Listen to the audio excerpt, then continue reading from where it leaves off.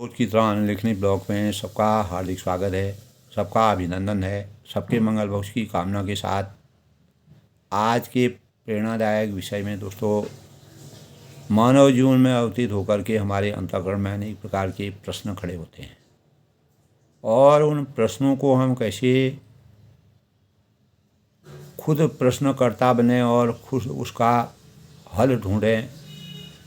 तो उसी के परिप्रेक्ष्य में हमें अपने ज्ञान की वृद्धि करने के लिए और प्रश्नों की भाषा को कैसे हम उसका सही स्वरूप प्रकट करें और उनका सही चिंतन मनन करके अपने जीवन में उसको चरितार्थ करें, तो प्रत्येक होनहार बच्चे के लिए, भावी नागरिक के लिए और जो भी वर्तमान में जो अपना जीवन यापन कर रहे हैं, हर एक मन को इस प्रकार के प्रश्नों से अपने प्रेरणा स्रोत के रूप में अपने भावों को कैसे हम समर्थवान बना सकते हैं।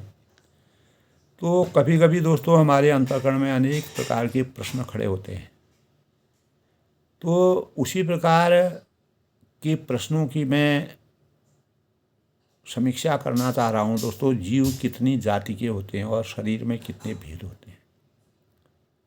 अगर हम परमात्मा की आसक्ति भगवान यदा यदा हि धर्मस्य ग्लानिर्भवति भारत अभ्युत्थानम् अधर्मस्य ग्लानिर्भवति भारत, तो धर्म की रक्षा करने के लिए और अधर्म को हमेशा समाप्त करने के लिए भगवान ने समय समय पर इस संसार में परित्राणाय साधुनाम, जो सज्जन लोग हैं, जिस प्रकार कलयुग में दोस्तों अनेकों अवतार हैं, कोई सज्जनता से जीवन यापन करता है, कोई कैसे जीवन यापन करता है, और सभी प्रकार के मिश्रण का स्वरूप, अच्छाई और बुराई का स्वरूप इस सृष्टि में विराजमान है। तो अंतःकरण में दोस्तों प्रत्येक मानव के प्रश्न खड़े होते हैं कि जीव कितनी जाति के होते हैं और जीवों में कितने भेद होते हैं। तो हमें अपने बुद्धि के अनुसार इसका तर्कसंगत यही ज्ञान होता है कि आत्म रूप से जीव एक ही है दोस्तों। ऐसे घट घट राम हैं दुनिया देखे माए, यानी दुनिया देखे ना ही, परंतु जीव जो है वह एक ही है, परंतु शरीरों के संबंध भेद में उनकी अनंत जातियां हैं, अनेकों जातियां हैं उसकी, लेकिन जीव एक है, आत्मा एक है सबकी। और शास्त्रों में अगर हम शास्त्रों के स्वरूप से बात करें, समीक्षा करें, तो शास्त्रों में स्वेदज और अंडज और उद्विज और जरायुज भेद से 84 लाख योनियां मानी गई हैं। ये सभी जानते हैं कि मानव या एक प्राणी जो है 84 लाख योनियों में भ्रमित हो या भ्रमण हो करके और परिक्रमा करके या जीवन चक्र शून्य से जब पैदा होता है, शून्य में ही वह समाप्त हो जाता है, तो वह 84 लाख योनियों में परिभ्रमण करता है, ऐसा हमारे शास्त्र मानते हैं। तो दोस्तों हमारा जो जीवन अभी तक चल रहा है, या जो भी विज्ञान भले ही आज परम पराकाष्ठा में पहुंच चुका है, अपार उन्नति विज्ञान के माध्यम से हो रही है, लेकिन जो वास्तविक हमारी आध्यात्म में जो शक्ति छुपी है, वहीं से विज्ञान की उत्पत्ति हुई है। तो इसीलिए जो शास्त्रों में स्वेदज है, अंडज है, उद्विज है और जरायुज भेद से 84 लाख जातियां मानी गई हैं, जबकि जीव एक ही है। तब हमारे अंतःकरण में प्रश्न उठता है, जीव के कर्ता हर्ता भगवान है या नहीं है। यानी कोई शक्ति ऐसी है नहीं जो मानव या ये जीव जितने भी होते हैं इनको एक दिशा निर्देशित करते हैं। तो शरीर के कर्ता हर्ता तो ईश्वर ही है। तो दोस्तों जब परमात्मा अच्छाई बुराई, शुभ अशुभ, कठिन सरल और अनेक प्रकार की अच्छाइयाँ बुराइयाँ, तो शरीर के कर्ता हर्ता तो ईश्वर हैं ऐसा प्रमाण मिलते हैं। जीव आत्म रूप से अनादि है। आत्मा जो है अजर अमर है। जब इस भौतिक शरीर से आत्मा तब तक रहती है जब तक हमारे श्वास की क्रियाएं चलती रहती हैं।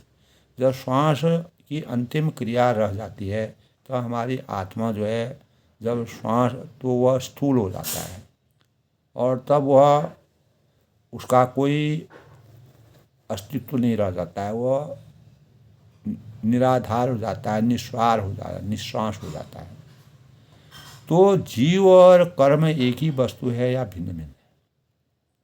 ये प्रश्न दोस्तों अपने आप अपने अंतःकरण में सोचिए और अपने आप अपने उसका उत्तर दीजिए।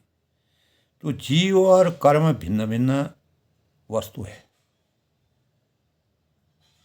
और कर्मण्येवाधिकारस्तु मा फलेषु कदाचन। परमात्मा द्वारा इस सृष्टि द्वारा निर्मित, जब शुरू में आज के प्रसंग में मनु और शत्रुपा के रूप में पढ़ा था, तो भगवान ब्रह्मा विष्णु महेश ने सृष्टि की उत्पत्ति के लिए मानव को इस पृथ्वी मंडल में, इस जगत में, इस संसार महानाट्यशाला में सृष्टि की उत्पत्ति के लिए और हमेशा इस सृष्टि को चलने के लिए जीवों की उत्पत्ति की। जीव और कर्म भिन्न भिन्न वस्तु हैं, क्योंकि कर्म तो जब जीव यहाँ पैदा होता है तो अपने अपने कर्म, ये चींटी होती है, वो भी अपने कर्मों में हमेशा अनवरत काम करती है, क्योंकि उसको अपने भरण पोषण करना है। इसी प्रकार मानव एक ऐसा जीव है जो सब में समर्थवान होना गया है। वह जो है सभी को एक निर्धारित ढंग से उनसे कार्य लेता है और उनको कार्य देता है, उनकी सुरक्षा करता है या उनको कुछ भी करता है, अच्छाई बुराई, तो वह सब मानव पर निहित है। मानव के हर प्राणी के अंतःकरण में परमात्मा की आसक्ति विराजमान है। जीव और कर्म भिन्न भिन्न वस्तु हैं, इसको समझना चाहिए। जीव चेतन और नित्य है। जीव में चेतना अवश्य रहती है और नित्य वह अपना काम करता रहता है जब तक भौतिक शरीर में आत्मा रहती है। कर्म जड़ और अनित्य है और कर्म जो है हमारा, जो जस करें तस फल चाखा, विश्व प्रकार के कर्म करेगा वह उसी प्रकार के फलों का निर्धारण करेगा। ये तो शाश्वत सत्य है। तो प्रश्न उठता है दोस्तों, जीव के कर्म के साथ, जीव के कर्म साथ हैं या नहीं है? तो सार रूप में दोस्तों, गूढ़ रूप में इन बातों को सोचना चाहिए, हमें विचार करना चाहिए। जीव के कर्म अनादि है, इसका आदि नहीं है, अंत नहीं है। कोई आदमी बहुत कम कार्य करता है, उसी में वह थक जाता है, थकावट महसूस करता है। और किसी आदमी में इतनी ज़्यादा शक्ति, ऊर्जावान होता है तो वह कभी थकता ही नहीं है। तो मर्यादा पुरुषोत्तम भगवान राम जी 14 साल तक जब वनवास प्राप्त किया तो उन्होंने अनादि जीवन का स्वरूप अपनी चेतना में जगाया, क्योंकि परम ब्रह्म शक्ति थी। और जब तक उसको जीव के कर्म साध हैं या नहीं, तो जब तक उसको समान ज्ञान नहीं हो जाता है, सम्यक ज्ञान जिसको कहते हैं, तो तब तक वह साथ रहते हैं। जीव और कर्म जो है वह साथ में रहेंगे। जीव के कर्म जन्म के साथ या अनादि है, तो जीव के कर्म जन्म के साथ हैं या अनादि हैं? तो इसका उत्तर अगर हम सोचते हैं दोस्तों, तो इस प्रश्न का उत्तर यही है कि विशेष देखना हो तो तत्व चिंतामणि में अगर हम उसका अनुसरण करते हैं, उनका मनन करते हैं, तो मनुष्य कर्म करने में स्वतंत्र है।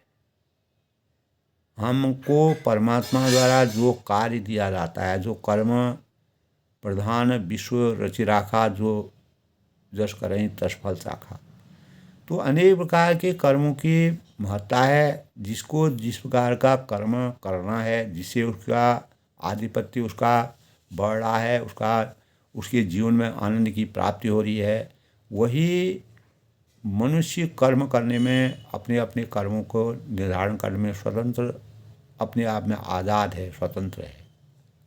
पर या परतंत्र, कर्म का रहस्य। तो दोस्तों मनुष्य जो है अपने कर्मों को जैसो जो जिस प्रकार के हम कर्म करेंगे उसी के प्रकार का हम फल देंगे, लेकिन हमको फलों की आसक्ति के लिए रुकना नहीं चाहिए। अपने जीवन को हमेशा गतिमान रखना चाहिए। पुण्य और धर्म एक ही वस्तु है या दो? एक तरफ हमारा धर्म है, दूसरी तरफ हमारा पुण्य है। तो पुण्य और धर्म इस संसार में दोस्तों भिन्न भिन्न है। पुण्य उस अच्छे कार्य को कहते हैं, सुकृति जो कहते हैं, सुकृत कार्य को कहते हैं, जो धर्म का एक प्रधान अंग है। और धर्म कर्तव्य पालन को कहते हैं। अगर हमारा धर्म जो है, एक पिता होता है और अपने संतानों को उत्पत्ति करता है, जब तक वह अपने चेतन में नहीं आता है, जब तक वह बड़ा नहीं होता है, तो उसका पालन पोषण करना उस पिता के अंदर आता है। इसी प्रकार एक राष्ट्र का जो सबसे उच्च स्तर पर बैठा रहता है, वह अगर उच्च स्तर पर समाज द्वारा बैठाया गया है और तो उसको राजा की अभिव्यक्ति यही होती है कि प्रजा का वह हर प्रकार से ध्यान रखे, उनके जीवन के बारे में सोचे समझे। तो पुण्य को धर्म भिन्न भिन्न है। पुण्य उस सुकृत अच्छे कार्य को कहते हैं जो धर्म एक प्रधान अंग है, और धर्म कर्तव्य पालन को कहते हैं। अपने कर्तव्यों के निर्वहन अगर हम कर लेते हैं तो हमने धर्म की समीक्षा को, अपनी मान मर्यादा को पूरा रखा। मानव धर्म इसको कहते हैं। धर्म के संबंध में विशेष जानने के लिए दोस्तों हमें गीता में अनेक प्रकार के ऐसे अर्जुन ने भगवान यानी अर्जुन को भगवान श्री कृष्ण ने अनेक भावों से धर्म की समीक्षा करके, तो यानी तब वह चारों तरफ जब युद्ध के मैदान में अपने सहपाठियों, अपने संबंधियों को, अपने गुरुजनों को, तमाम प्रकार के लोगों को, कौरव और पांडवों की सेना जब आपस में लड़ रही थी, तब उन्होंने देखा था भगवान ने उनको पुरुषार्थ के बारे में बताया। धर्म अर्थ काम मोक्ष की जो समीक्षा है, मानव को अपने कर्तव्यों का निर्वहन किस प्रकार से करना चाहिए, तो इस प्रकार से हम उसकी समीक्षा कर सकते हैं। तो पाप और धर्म एक ही वस्तु है या दो है? एक तरफ पाप है, दूसरी तरफ अधर्म है। पाप और अधर्म अगर सोचा जाए तो दोस्तों अलग अलग चीज़ें हैं।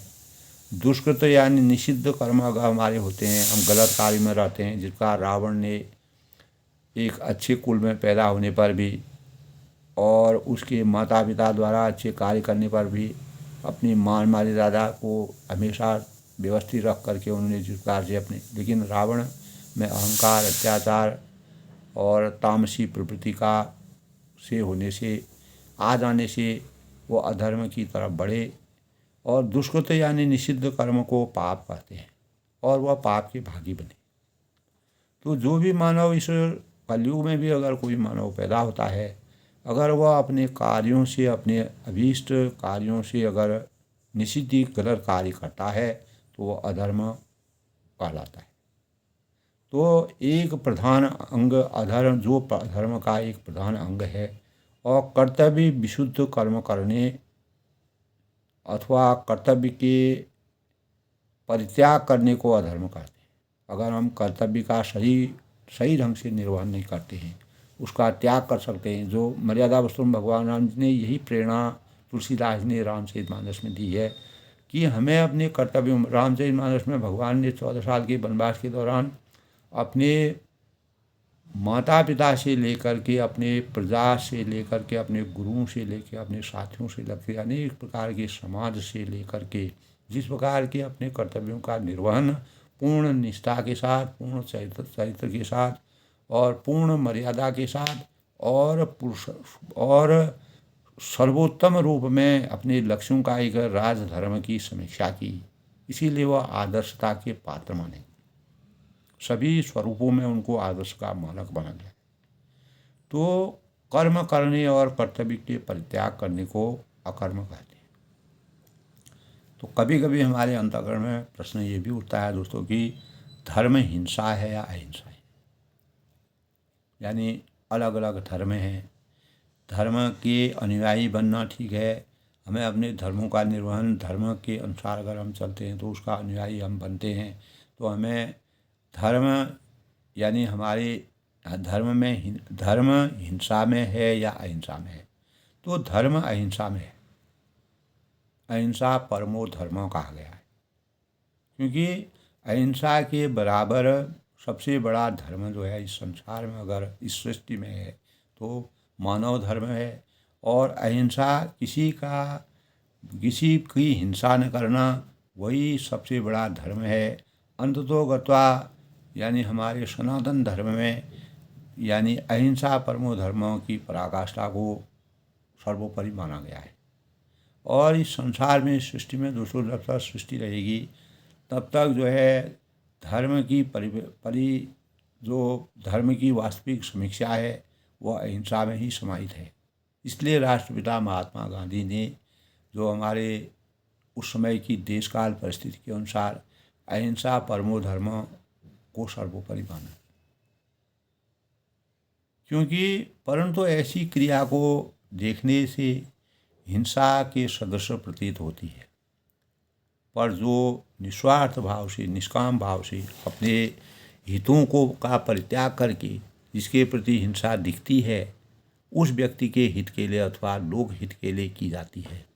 अगर एक मनुष्य से, एक जानवर से, एक किसी कीड़े से, किसी भी प्राणी से हजारों लोगों की, लाखों लोगों का जीवन दुष्कर हो रहा है, जीवन जा रहा है, वो परेशान हो रहे हैं, जिस प्रकार रावण के अभिशाप और अहंकार से पूरी सृष्टि उस समय के परिवेश में तब बहुत ही परेशान थी। और राजा थे, अनेक प्रकार के जो ऋषि थे, मुनि थे, ज्ञानी थे, सुधीजन थे, कंदराओं में और अनेक जगह ऋषि मुनियों अपनी तपस्या में जुटे थे, तो उनको परेशानी थी। तो ऐसे व्यक्ति का हिंसा करना परमो धर्म माना गया है। ये भी एक धर्म की बात है। हजारों, जिससे एक आत्मा से अगर हजारों आत्माओं को नुकसान हो रहा है, उस आत्मा को समाप्त करना वह हिंसा की परम, उसमें हिंसा करना सत्य माना गया है। उसका स्वरूप और भगवद गीता में भी दोस्तों उसको सही माना गया है। तो दया अथवा लोक हित के लिए, जनहित के लिए, लोक कल्याणकारी के लिए अगर ऐसी हिंसा व्यक्ति के हित के लिए अथवा लोक हित के लिए की जाती है तो वह वास्तव में हिंसा नहीं है, वह सत्य की पराकाष्ठा है। सृष्टि के निर्माण के लिए, मानव धर्म की रक्षा के लिए, मानव को हमेशा इस सृष्टि में विराजमान रखने के लिए वह हिंसा करना, हिंसा अहिंसा ही मानी जाती है। तो इसी स्वरूप में दोस्तों अगला प्रश्न हमारे अंतःकरण में उठता है कि दया कितने प्रकार की होती है। मर्यादा पुरुषोत्तम भगवान रामचंद्र जी में दया की भावनाएं जो पूर्ण रूप से उनके अंतःकरण में विराजमान थी। भगवान श्री कृष्ण ने दया के द्वापर में अवतरित होकर के किस प्रकार के दया भावों की समीक्षा की, और द्रौपदी का स्त्री धर्म लाज को बचाने के लिए जब द्रौपदी का चीरहरण हो रहा था तब वह कैसे अवतरित हुए। तो इसी प्रकार भगवान रामचंद्र ने अहिल्या के तारण के लिए किस प्रकार से दया भावों को सजो कर रखा। अनेक प्रकार के पाप यानी जो पापग्रस्त थे उनके जीवन को मोक्ष की प्राप्ति की। तो इसमें दोस्तों हमारी समझ में यही आता है कि दया मुख्यतः जो एक ही प्रकार की होती है, वह दुखी जीवों का किसी प्रकार से भी हित हो। जो परेशान आत्माएं हैं, जो ज़रूरतमंद लोग हैं, जो आशिकी लोग हैं, जो अभाव में रह रहे हैं, जो उनको परेशानी है, अगर उनके हित की बात हम करते हैं, उनके जीवन के लिए निस्वार्थ निष्काम भाव से कार्य करते हैं, तो वह दया का सबसे बड़ा मुख्य स्वरूप है। तो ऐसे विशुद्ध भाव को नाम दया है, जो दुखी जीवों का किसी प्रकार से भी हित करता है। तो जो लोग सुखी हैं दोस्तों, उसको तो सब सुख देते हैं। जिनके पास धन है, कौशल है, गोधन, गजधन, बाजधन, आज के ज़माने में रुपया पैसा, तमाम सोना चांदी, हीरे जवाहरात मोती, तो ये जड़ी जो भी अनेक प्रकार के जो इस प्रकार के आभूषणों से जो सुसज्जित है, तो वह अपने जीवन को कैसे न कैसे सुखमय जीवन व्यतीत करते हैं। और जो वास्तव में दुखी होता है उसका हित करना ही दया की सबसे बड़ी पराकाष्ठा है। और किन लक्षणों वाले ब्राह्मण को दान देने से पुण्य होता है? तो आजकल के आडंबर में जीने वाले जो ब्राह्मण हैं, जो केवल धन लोलुप होकर के कार्य करते हैं और उनका केवल एक ही लक्ष्य रहता है कि किसी न किसी प्रकार धन कमाया जाए, धन अर्जित किया जाए, उसके लिए ऐसे नियम बनाए जाएं, ऐसे नियम निर्देश बनाए जाएं जिससे कि मानव जो है भ्रम में पड़ जाए और भ्रम और अनेक प्रकार के संशय उसके अंतःकरण में रहें। तो हित लक्षणों वाले ब्राह्मण को दान देने से पुण्य होता है। तो किन लक्षणों से, कौन से लक्षण ऐसे होते हैं जो वास्तव में ब्राह्मण हैं उनको दान देना चाहिए? हमारे शास्त्रों में कहा गया है कि जो ज्ञाता होता है, जो गीता के नियम निर्देशों, गीता में जिस प्रकार के अनेकों निर्देशों नियमों का चयन किया गया है और वेद व्यास द्वारा जिस प्रकार से रचना की गई है, तो ब्राह्मणों के स्वाभाविक लक्षणों से युक्त जो सब प्रकार से दान के पात्र हैं, गीता में ब्राह्मणों के लक्षण बताए हैं दोस्तों। वह इस प्रकार बताए है: समोदमस्तपः, समोदमस्तपः शौचं, शांतिर अर्धमेव च, ज्ञानं विज्ञानम आस्तिक्यं, ब्रह्म कर्मं स्वभावजम। तो गीता में ब्राह्मण के असली लक्षण बताए गए हैं: समोदमस्तपः, शौचं, शांतिर अर्जुमेव च। अंतःकरण का जो निग्रह होता है और इंद्रियों का दमन, इंद्रियों में आसक्ति और बाहर भीतर की जो शुद्धि है और धर्म के लिए, मान मर्यादा के लिए कष्ट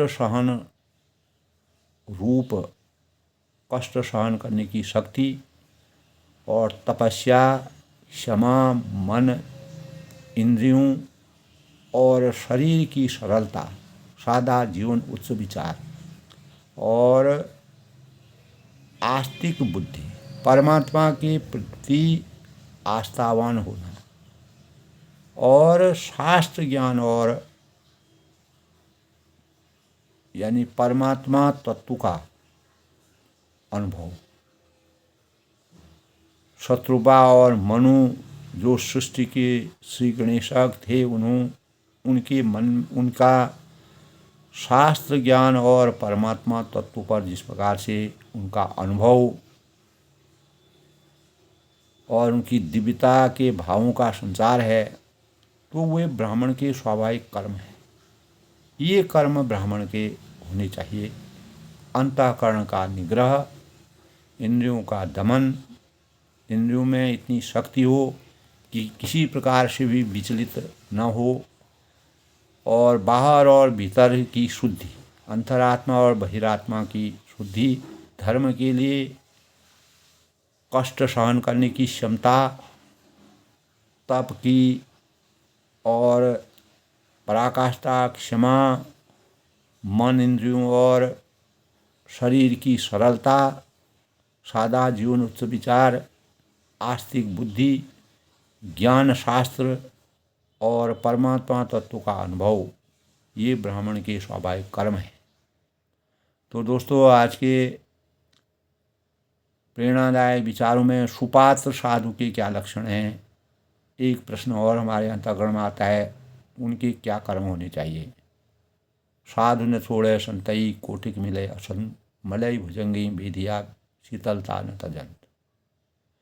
तो साधु के लक्षण और कर्म ऐसे होने चाहिए, अमानित्यम, दंभित्वम, अहिंसा, शांतिर अर्जवम, आचार्योपासनम, शौचं, स्थैर्य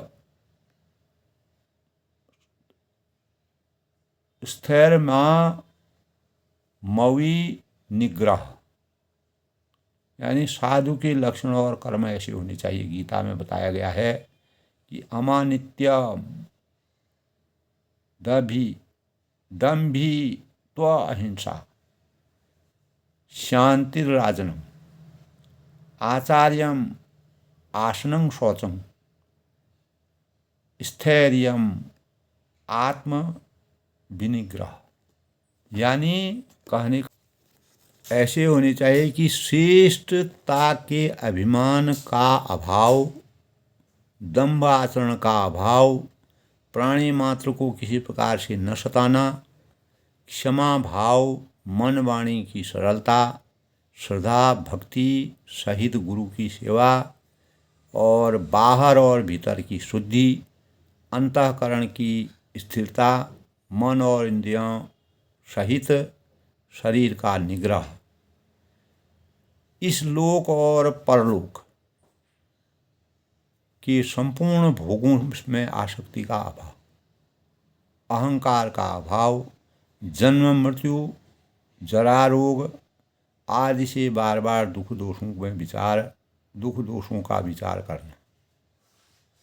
तो प्रिय अप्रिय की प्राप्ति में सदा ही चित्त का समान रहना, दुख या सुख में समानता की अभिव्यक्ति, अर्थात सबके अनुकूल तथा प्रतिकूल की प्राप्ति में हर्ष शोक आदि विकारों का न होना।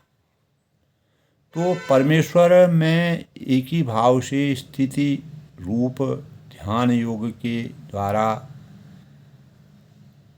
यानी अभिचारिणी यानी भक्ति व एकांत और शुद्ध देश में रहने का स्वभाव, जहाँ पवित्रता हो, जहाँ शुद्धिकरण हो, और विषय आसक्ति मनुष्यों के समुदायों से प्रेम न होना, और आध्यात्म ज्ञान में नित्य स्थिति और तत्व ज्ञान के अर्थरूप परमात्मा को सत्व देखना, ये ज्ञान के साधन हैं जो इसके विपरीत है, वही अज्ञान है। ऐसा कहा गया है कि जिनके अतिरिक्त भगवान ने अपने प्यारे भक्तों के लक्षणों का अनेक प्रकार से वर्णन किया है। तो श्रेष्ठता के अभिमान का अभाव और दंभ आचरण का अभाव, प्राणी मात्र को किसी प्रकार से भी न सताना, क्षमा भाव, मन वाणी की सरलता, और श्रद्धा भक्ति सहित गुरु की सेवा, बाहर और भीतर अंतर्मुखी बाहर बहिर्मुखी में शुद्धि, अंतःकरण की स्थिरता, मन और इंद्रियों सहित शरीर का निग्रह, और इस लोक और परलोक में संपूर्ण भोगों की आसक्ति का अभाव, अहंकार का अभाव, जन्म मृत्यु और जरा रोग, जो इस प्रकार के रोग आदि में बार बार दुख दोनों को विचार समान रूप से विचार करना, प्रिय अप्रिय की प्राप्ति में सदा ही चित्त का सम रहना, एक समता रूपक स्वरूप में विराजित रहना, अर्थात मन के अनुकूल तथा प्रतिकूल की प्राप्ति में किसी प्रकार का हर्ष और शोक आदि विकारों का न होना। यही दोस्तों आज के जो सज्जन आदमी होता है, जो सदाचारी होता है, जो मानव जीवन को आगे बढ़ाने में जिनका योगदान होता है, साधु के लक्षण और कर्म इस प्रकार के होने चाहिए। तभी हमारा जीवन समर्थवान हो सकता है हम अनेक प्रकार की प्रेरणाओं से अपने जीवन को सामर्थ्यवान बना सकते हैं। इसीलिए सांस्कारिक जीवन से मानव चेतना को कितनी जागृति मिलती है, अनेक प्रेरणादायक भावों से हमारा चिंतन जगता है। तो आज के प्रश्न उत्तरों के परिप्रेक्ष्य में दोस्तों सबके ज्ञान वृद्धि के लिए अपने विचारों की समीक्षा करते हुए मैंने प्रेरणादायक विचारों से सबको अभिभूत किया और अपनी वाणी को विराम देते हुए सब लोगों को इसका अपने जीवन में प्रयोग करना चाहिए, इसको समझना चाहिए। अच्छाई और बुराई के मर्म को जब हम जान जाएंगे तो हमारा जीवन धन्य हो सकता है। सब लोग सुखी रहें, खुश रहें।